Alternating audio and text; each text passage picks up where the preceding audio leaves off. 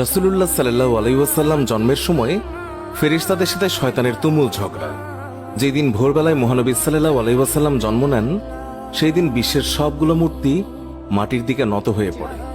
ইরানের রাজার বিশাল প্রাসাদের বারান্দা কেঁপে ওঠে এবং ছাদের 14টি প্রাচীর ধসে পড়ে।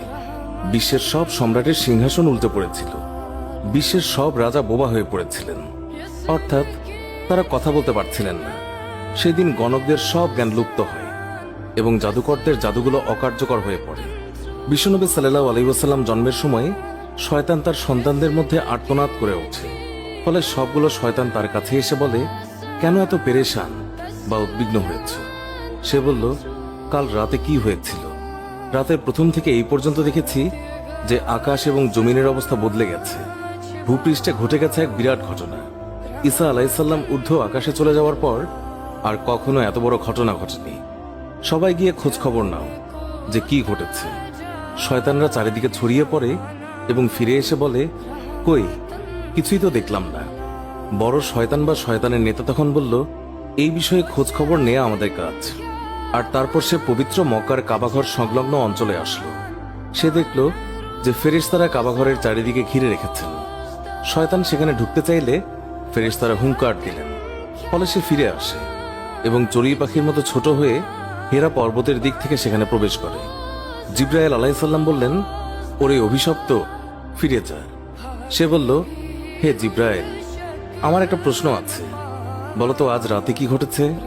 জিবরাইল আলাইহিসসালাম বললেন, সর্বশ্রেষ্ঠ নবী মুহাম্মদুর রাসূলুল্লাহ সাল্লাল্লাহু আলাইহি ওয়াসাল্লাম আজ রাতে জন্ম নিয়েছেন। শয়তান প্রশ্ন করল, তার মধ্যে কি আমার কোনো কর্তৃত্বের অংশ আছে? সে তথা ইবলিস বা শয়তান আবার প্রশ্ন করল, তার উম্মতের মধ্যে কি আমার কোনো অংশ আছে? জিবরাইল আলাইহিসসালাম বললেন, হ্যাঁ। ইবলিস বলল, আমি সন্তুষ্ট হলাম।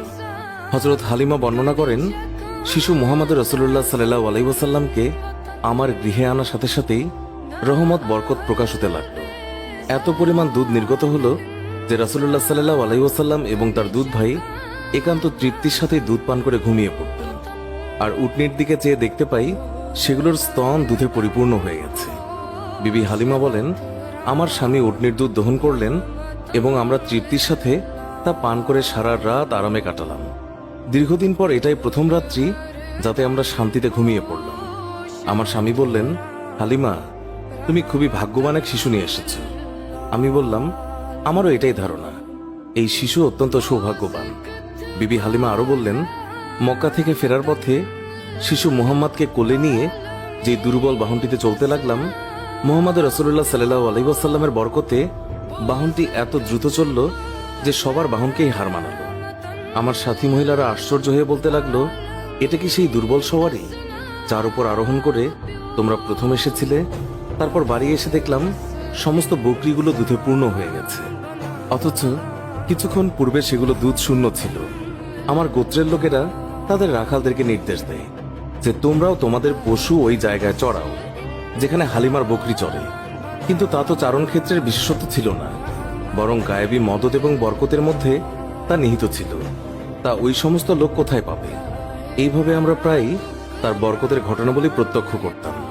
হযরত হালিমা বর্ণনা করেছেন, তিনি কখনো শিশু মুহাম্মদকে উলঙ্গ অবস্থায় রাখতেন না। সেই রূপ করলেই তিনি চিৎকার করে কাঁদতেন। যতক্ষণ পর্যন্ত তার শরীরের উপর চাদর টেনে না দেয়া হতো ততক্ষণ তিনি ক্রন্দন থামাতেন না। হালিমা বলেন, যেদিন থেকে আমি জানতে পারলাম শিশু মুহাম্মদ সাল্লাল্লাহু আলাইহি ওয়াসাল্লাম উলঙ্গ থাকতে পছন্দ করেন না, সেই দিন থেকে আর কখনো তাকে উলঙ্গ রাখেনি। তার দেহ আবৃত করে রাখার জন্য সর্বদাই সজাগ থাকতাম। হযরত আব্বাস বিন আব্দুল মুত্তালিব রাদিয়াল্লাহু তাআলা আনহু বর্ণনা করেছেন, তিনি রাসূলুল্লাহ সাল্লাল্লাহু আলাইহি ওয়াসাল্লামকে বলেছেন, আপনার নবুয়তের একটি মাত্র নিদর্শন ছিল আমার ইসলাম গ্রহণের কারণ। তা হলো, তিনি দেখলেন রাসূলুল্লাহ সাল্লাল্লাহু আলাইহি ওয়াসাল্লাম শৈশব অবস্থায় আঙ্গুলি সংকেতে চাঁদকে ইশারা করেছেন। রাসূলুল্লাহ সাল্লাল্লাহু আলাইহি ওয়াসাল্লামকে যেই দিকেই তার আঙ্গুলি ফেরাচ্ছিলেন চাঁদও ঠিক সেই দিকেই আসা যাওয়া করছিল। রাসূল এবং নবী হওয়ার এই একটি উজ্জ্বল প্রমাণ। শিশু মুহাম্মদ হালিমার গৃহে থাকা অবস্থায় কখনো তার উভয় স্তন থেকে দুধ পান করেননি। সবসময় তিনি একটি স্তন থেকে দুধ পান করতেন, অপরটি তার দুধ ভাইয়ের জন্য রেখে দিতেন। ন্যায়বোধের এমন চরম দৃষ্টান্ত পৃথিবীতে খুবই বিরল। সত্যি এটা একজন মহামানবের পক্ষেই সম্ভব। শিশু রাসূলুল্লাহ সাল্লাল্লাহু আলাইহি ওয়াসাল্লামের দ্রুত বর্ধনশীল দৈহিক অবস্থাও একটি লক্ষণীয় বিষয়। 2 মাস বয়সের সময় তিনি অন্যান্য শিশুদের সাথে হামাগুড়ি দিয়ে ফিরতে লাগলেন। 3 মাসের সময় দেয়াল ধরে হাঁটতে লাগলেন। যখন তার বয়স মাত্র 5 মাস, তখন বিনা অবলম্বনে হাঁটতে শিখলেন। 7 মাস বয়সের সময় তিনি ফিরতে লাগলেন এবং মাত্র 8 মাস বয়সের সময় তিনি কথা বলতে সক্ষম হন। তার এই গুণগুলো নিশ্চয়ই তার মুজিজার মধ্যে অন্তর্ভুক্ত এবং তিনি উম্মতে মুহাম্মাদের শাফায়াতের কাণ্ডারী। সারওয়ারে কায়নাত, দোজাহানের সম্রাট রাসূলুল্লাহ সাল্লাল্লাহু আলাইহি ওয়াসাল্লাম অতি শৈশবকাল থেকেই একান্তভাবে পাক সাফ থাকতেন।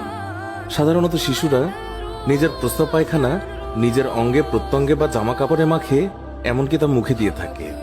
রাসূলুল্লাহ সাল্লাল্লাহু আলাইহি ওয়াসাল্লামের দুধমাতা হালিমা রাদিয়াল্লাহু তাআলা আনহা তিনি বর্ণনা করেন, শিশু মুহাম্মদ কখনোই বিছানায় প্রস্রাব পায়খানা করেননি, নিজের অঙ্গ প্রত্যঙ্গ এবং কাপড় অপবিত্র করেননি। তাকে বিছানা থেকে উঠিয়ে 2 পায়ের উপর দাঁড় করানো ব্যতীত কখনো পায়খানা প্রস্রাব করতেন না। সাথে সাথে তাকে পরিষ্কার করে দিতাম। তিনি যে আল্লাহ তাআলার সৃষ্ট মানুষ, তাতে আমার কোনোই সন্দেহ ছিল না। সুতরাং সর্বাবস্থায় পাকসাফ থাকা তার পক্ষে অস্বাভাবিক কিছু নয়। মহানবী সাল্লাল্লাহু আলাইহি ওয়াসাল্লামের দেহ নূরের তৈরি বলে তার শরীরের কোনো ছায়া ছিল না। মানুষের ছায়া কত ময়লা আবর্জনার উপর পতিত হয়, কত পশু পাখি অথবা মানুষের পায়ের তলায় ছায়া পতিত হওয়ার সম্ভাবনা থাকে, কিন্তু মহানবী সাল্লাল্লাহু আলাইহি ওয়াসাল্লামের পবিত্র দেহের ছায়া এইভাবে অপদস্থ হওয়া আল্লাহ তাআলার অভিপ্রেত নয়। এই জন্য আল্লাহ তাআলা তার দেহ ছায়াহীন করে তৈরি করেছেন। এই কারণে তার দেহের ওপর কখনোই মাছি বসেনি, কেননা মাছি অপবিত্র বস্তু থেকে জন্মলাভ করে, তাই মাছির দেহ অপবিত্র। তাই রাসূলুল্লাহ সাল্লাল্লাহু আলাইহি ওয়াসাল্লামের শরীরে এটি কোনোদিন স্থান পায়নি। হযরত মাইসারা রাদিয়াল্লাহু তাআলা আনহা ছিলেন হযরত খাদিজা রাদিয়াল্লাহু তাআলা আনহার দাস। তাকে খাদিজা রাদিয়াল্লাহু তাআলা আনহা রাসূলুল্লাহ সাল্লাল্লাহু আলাইহি ওয়াসাল্লামের খেদমতে পেশ করেন। তিনি বিভিন্ন সময় বিভিন্ন অলৌকিক ঘটনা প্রত্যক্ষ করে বিস্ময়ে অভিভূত হয়েছেন। তিনি দেখেছেন রাসূলুল্লাহ সাল্লাল্লাহু আলাইহি ওয়াসাল্লাম যখন পথ দিয়ে চলতেন, তখন একখণ্ড মেঘ তার মাথার উপরে ছায়া বিস্তার করে তার সঙ্গে ভেসে বেড়াত। মানুষের আকৃতির এই যে অস্বাভাবিক কার্যকলাপ, এটা নিঃসন্দেহে রাসূলুল্লাহ সাল্লাল্লাহু আলাইহি ওয়াসাল্লামের একটি অনেক বড় মুজিজা, যা নবীর শৈশবকাল থেকে লক্ষ্য করা যায়। পূর্বে বর্ণিত প্রত্যেকটি বিষয়ই রাসূলুল্লাহ সাল্লাল্লাহু আলাইহি ওয়াসাল্লামের শৈশবকালীন মুজিজা, তবে এগুলো স্থায়ী নয়। বিশ্বনবীর জীবনের শ্রেষ্ঠ মুজিজা হচ্ছে পবিত্র আল কোরআন, যা কিয়ামত পর্যন্ত স্থায়ী থাকবে। তাছাড়া আমরা তার জীবনে আলোচনা করলে দেখতে পাই, মহানবী সাল্লাল্লাহু আলাইহি ওয়াসাল্লামের পুরো সংগ্রামী জীবনটাই এক অলৌকিকতায় পরিপূর্ণ, যা তার নবুয়তের জন্য যথেষ্ট প্রমাণ